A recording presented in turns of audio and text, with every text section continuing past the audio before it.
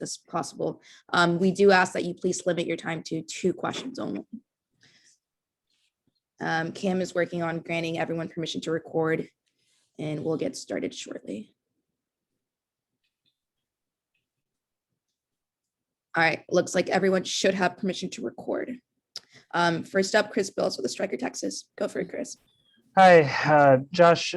I was just wondering if you could take me through the halftime subs. Obviously, Ronnie and McKenzie came on. I was just curious if those were at all scripted or planned for before the match, and what you were hoping to see from those two in particular.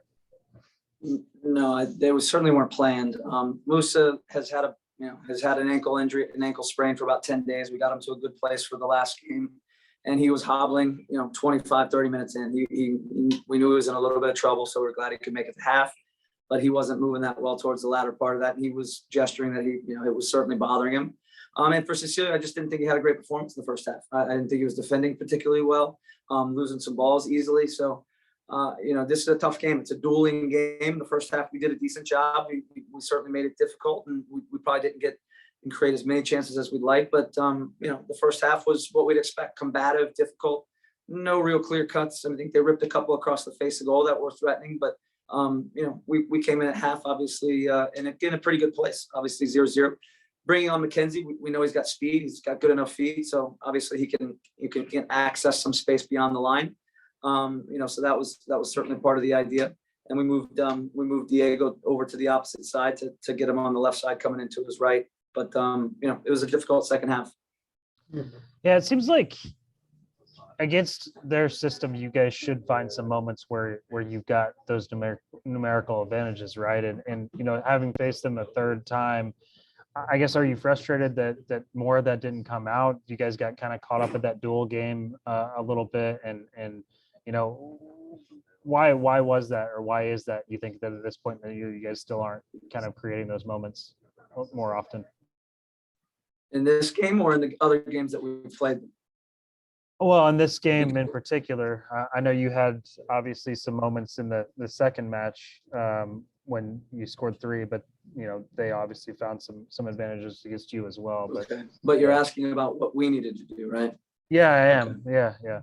Okay. Well, they play a 1v1 man-to-man, so it's tough to get free and get those numerical advantages, I guess, that you're talking about. So you gotta beat your opponent, and that now will create some numerical advantages around the field. It's challenging. They're a difficult team to play against. They duel really well. You have an man advantage in the first line, typically with the 2 center backs in the center mid. But they'll jump from the center mid, they'll jump from the back line, and then you'll be 1v1. So it's tough to get numerical advantages against a man-for-man team, but you're going to need to break the first line, engage somebody on the dribble, and then now you can create some advantages. But it was challenging. There were some opportunities there in the first half that we didn't do a great job with to actually play it out. But give them credit. I mean, they make it difficult. It's a difficult one to get through. But there were some okay spots in the first half, but not enough. Thank you, Coach. Next up, West. Go for it, Phil. Yeah, if you could just take me through some of the defensive kind of breakdowns and mistakes in the second half. I mean, now it's the last 2 second halves. I think San Jose's beaten Austin 7-0. Yeah, well, it's tough to, it's tough to walk through. Julio obviously misplays the very beginning of the half, and he's in great position. There's really no reason for that. It's a poor mistake by him. And it obviously puts us at 1-0, and at 1-0. You know what you're going to get from them. They're obviously going to still continue to leave guys high and make it difficult. We got to go chase the game and try to get that goal. You want to do it in a responsible way, but I think the next 2 goals come purely off of transition. And again, it's it's having the right balance when you are in attack, and obviously putting out fires before they become right on your doorstep. And again, I think even in those couple of goals, we have moments to do better. We're around the ball. We have numbers around the ball, and we just don't deal with the plays very well. But in transition, they're punishing, and unfortunately we didn't make the plays. You got to make the plays in front of their goal to score goals, and we got to do a better job at making the plays in front of our goal. But we'll take a look at it. It was mostly transition, and that's obviously been a little bit of our Achilles heel this year, but we got to work on it. Okay, so what do you do to win Copa Tejas then? Well, we got to come out and win. We're certainly focusing on just winning the next game, coming at home, and obviously getting these guys into a place physically to see how many of them can turn around and do it again. And be ready for Houston. We know it's an interstate game, and it's a nice rivalry game for us to wind our guys up for. And it's important to the players, and I'm sure it's important to the fans. And we got to get to a good space quickly, and obviously take stock of where everybody's at. But I imagine most guys will be ready for it. Thank you. Next up, Eric Goodman. Go for it, Eric. Thanks, Laura. Josh, I know you guys came into this match mathematically eliminated from the playoffs, but when you looked at the effort in the second half, is this a group that's quit on each other and has quit on this season? Yeah, Eric, it's obviously you guys have the freedom to ask any question, but I don't think that's the case. I mean, realistically saying that, is that what you're seeing? Is that what you're saying? I mean, I think there's some frustrated guys, but it's a bullshit question, to be honest. But if that's where you want to go with it, bud, go with it. That's your deal.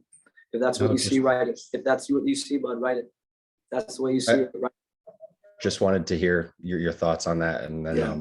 but just there were clear moments where players could have given a bit more. I just stood still at times when the ball was in play.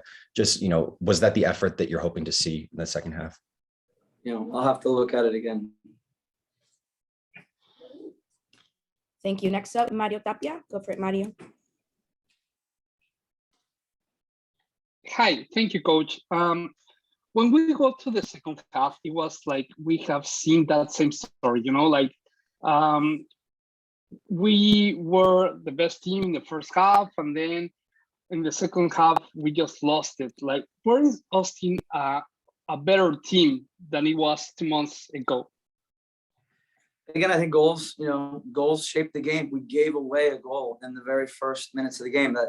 It's probably a goal that affects some players' confidence. I don't think Julio was pleased with the fact that he gave that ball away. I don't think he quits on the team or he loses focus for the next 45 minutes, but it affects our group. It certainly does. Again, it was a pretty solid, disciplined first half, and we competed well, and we certainly didn't give up a lot.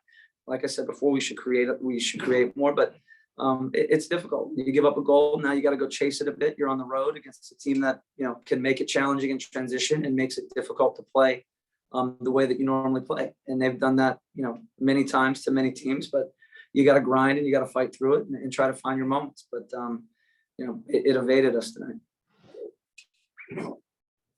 Thank you, Coach. Looks like that's all the time we have today for head coach Josh Wolff. We will not be joined by a player post game, and we'll send recordings of this press conference shortly. Thank you all. Have a great night.